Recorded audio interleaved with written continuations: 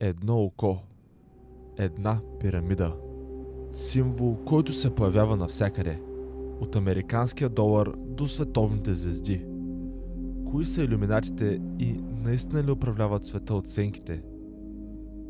Историята започва в далечната 1776 година в Бавария, днешна Германия. Един професор на име Адам Вайсхаут създава тайно общество, което нарича Орденът на илюминатите. Целта му е да се бори срещу църковния контрол, корупцията и невежеството, но според някои тази организация бързо е била поета от хора с други намерения. След няколко години илюминатите официално са забранени, или поне така твърдят официалните източници.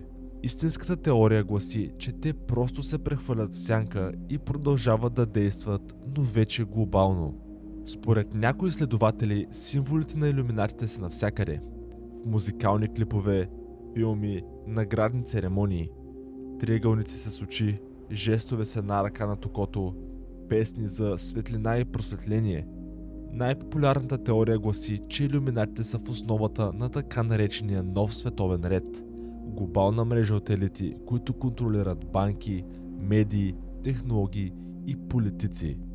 Те планират войни, издигат личности и оформят истината в техен интерес. Най-забележимите следи на илюминатите днес не са в политиката, а в самия шоу-бизнес.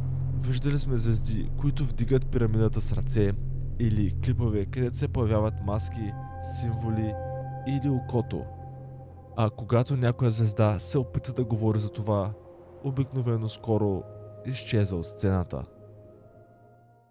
Разбира се, много историци и журналисти твърдят, че илюминатите са просто мит, плод на страх, създаден от хората, за да обяснят сложния свят около тях. Истината е проста. Никой не знае къде свършва легендата и къде започва реалността. Но ако някой наистина дърпа конците на света, тогава вероятно няма да го открием, защото той иска да остане невидим.